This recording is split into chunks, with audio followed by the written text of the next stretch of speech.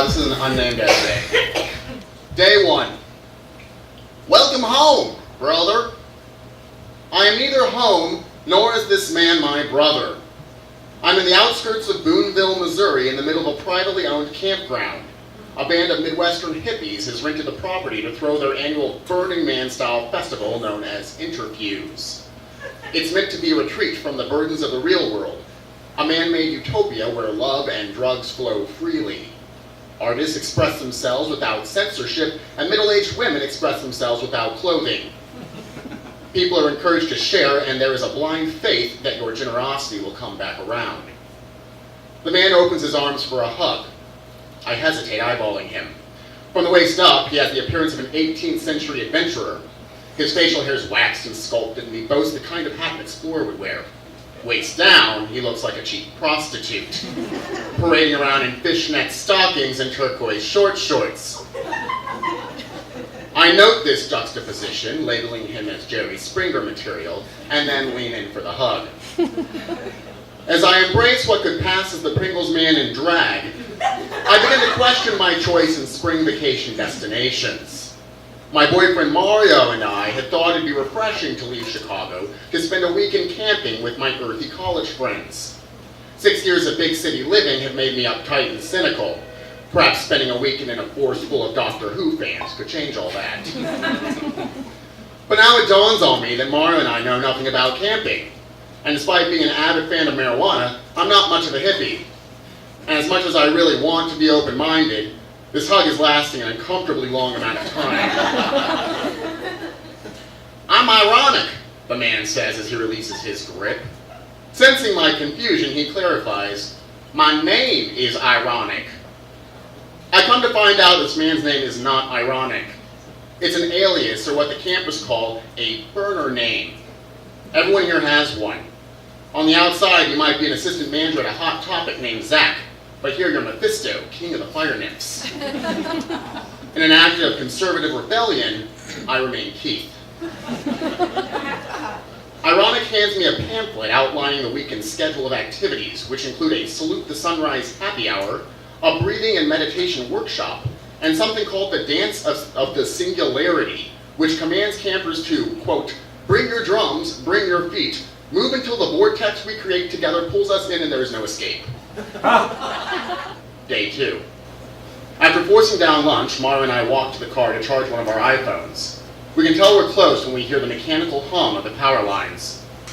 Once we get into the car, Mario plugs in his phone and I switch on the radio. A man with a bell pierced through his penis walks by our car as I land on the familiar maudlin cries of conservative talk show host Glenn Beck. It's actually kind of refreshing to listen to this stuff, I say to Mario. And it was the truth. Because I could not find kinship in the hippies of Interviews, I found some solace in the rabid conservatism of Glenn Beck. Here's a man who, like me, is completely out of touch with his environment. We may be operating under different thresholds. Glenn probably would look at me as if I had a bell through my penis. But in that moment, stuck in a car, surrounded by a sea of freaks, Glenn and I were brothers. Outside, my friend Tim is doling out mason jars of brown liquid. I grab one. What's in it? I ask. Cactus, Tim says. He's concentrating on making all the portions even. Peyote to be exact. I hand a cup to Mario, we look at each other and shrug before gulping down the cocktail, which tastes like feet and mushrooms.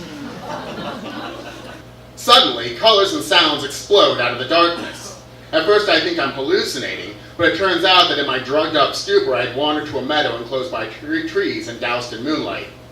In the center of this field is a tent that blasts techno music from a stage splattered in day-glow paint. Hippies surround it, manipulating glow sticks, which flutter like fireflies. The bass pumps through my body and vibrates my chest. I see Tim and John Doe bobbing their heads up and down. Someone says something to me, but at this point I'm not sure if I understand English anymore. Moments begin to fly by like someone breezing through the channels on a television. At one point I find myself by the effigy. Purple and pink lights cast a retro-future glow on the cubic sculpture.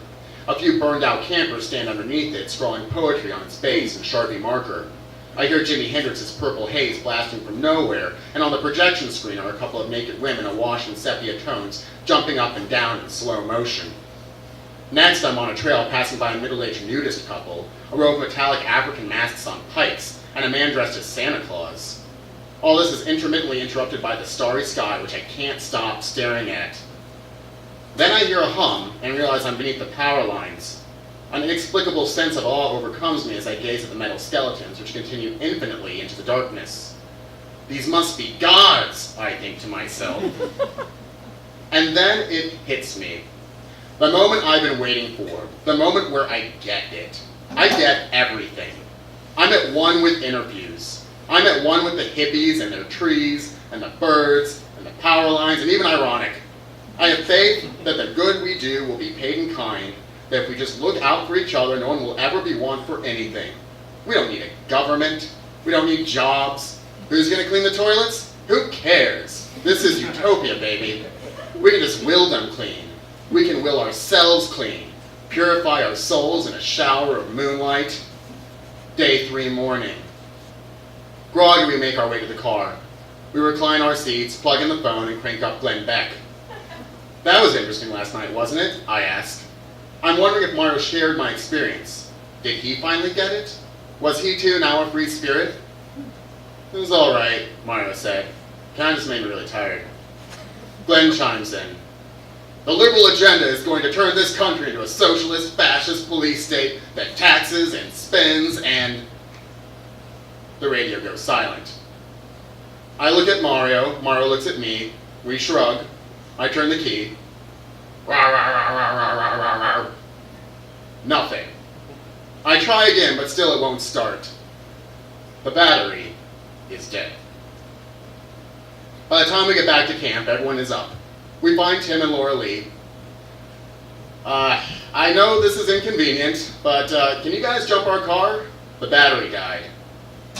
How'd it die, man? Asks Tim. The truth that I was charging an iPhone while listening to Glenn Beck wasn't going to fly with a hippie. So I lied. Bad battery. You know, rental cars.